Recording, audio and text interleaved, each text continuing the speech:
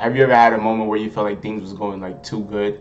Like you feel like things are going too good to be true. You was like, I know something. Like, and a lot of people struggle with that. Like, they get used to like bad things happening. Bad things happening is kind of comfortable because you know this, like you know this pain. So it's like once things start getting really good, it starts to feel a little uncomfortable because you like Hmm. something gonna happen, something's gonna break this down, something's gonna fuck all of this up. Like have you ever had like that feeling of like things are going too true? I think something's gonna happen.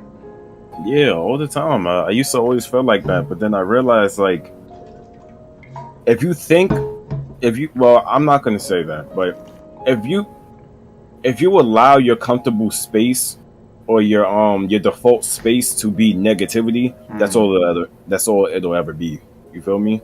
definitely. So I feel like if I used to think like that too, like, oh, bro, I just know something bad gonna happen. I usually just like literally sit there while things are going good and just wait for shit to happen, like bad shit to happen. And I feel Mm, like indirectly, when you think like that, you unintentionally and indirectly cause bad shit to happen to you, just mm, so you can be like, oh, bad shit is happening to me, like I said. definitely. And you And it's may like, overanalyze a little pinch. You may get a little pinch, and you react into it like it's a very big thing. You know what I'm saying? exactly, bro. But I used to struggle with that shit all the time. I mean, it's even some points in time I'm like, damn, life is just going really good, and I'm like, I don't know, man. I'm like, just feel a little off. You know what I'm saying? Yeah, I'm Like, saying something gonna uh, happen. I don't know. Something gonna happen. yeah, bro. Like, I don't know, man. Shit just seems to be going too well, bro. I'm not used to all of this, but that's the best part about it. I'm not gonna lie. Like, um,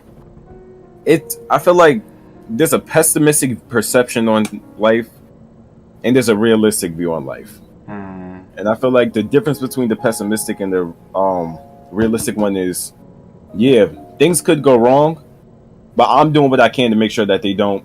So I should be fine. But the pessimistic perception is, yeah, things are going to go wrong. Not they can, but they are going to go wrong. You feel me? Hmm. Like it's set in stone that some bad shit is going to happen, rather than like, oh, If it that could happens, potentially yeah, happen. You know it's what I like mean? yeah, I So know what you mean. Like it could or it can. Like the pessimistic thought of it is like it's going to happen. Like something is definitely going to exactly. happen. But the Hmm. could is like, man, I'm gonna just live life. I'm gonna enjoy it. I'm gonna do what I gotta do. You know what I'm saying? If it happens, it happens. You know what I'm saying? I can't really Facts. control it. OD. But that shit is real. Like I know there's some people that really struggle with that shit. But I mean, it's different reasons for everybody else. You know what I mean? Like it's Yeah. to each their own. Me personally, I feel like I done been through my fair share of shit. But to be on a consistently basis of saying, oh, some bad shit's gonna happen to me, I feel like that was a drag. OD drag. Cause nigga, I'm so alive. Like I ain't depressed or nothing. Like I'm not Hmm. trying to off myself or nothing. I'm not in a terrible ass position in life.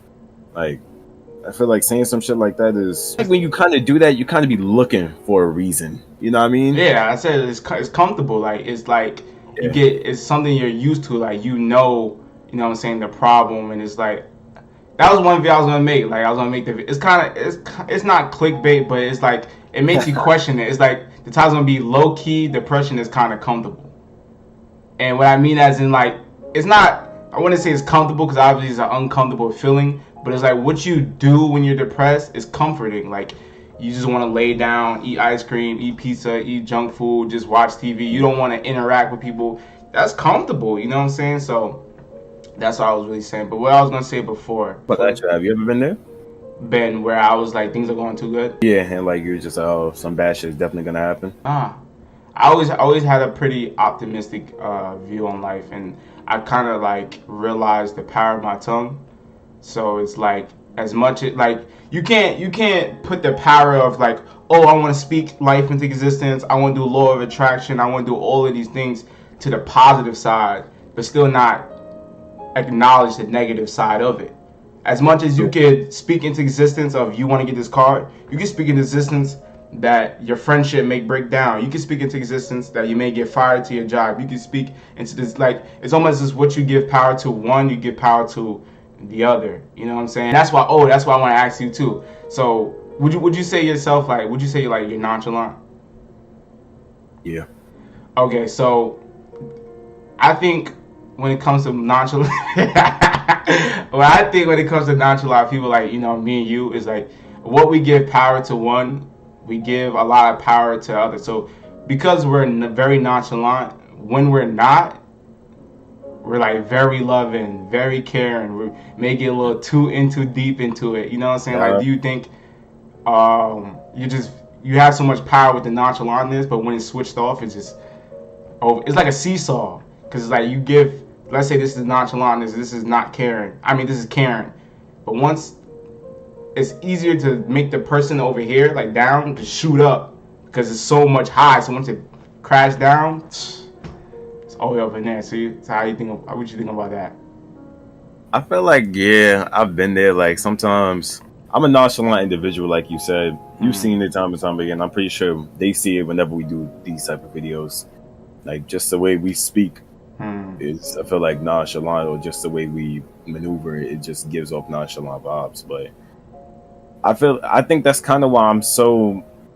It's like a battle. It's like an internal struggle sometimes with me, because I like you said, when I'm not nonchalant about something, I tend to get like really invested in it. It seems like so.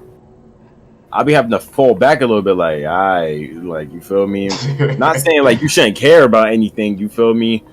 But you know what I mean, you gotta know how to control yourself when you're not when you actually do care about something.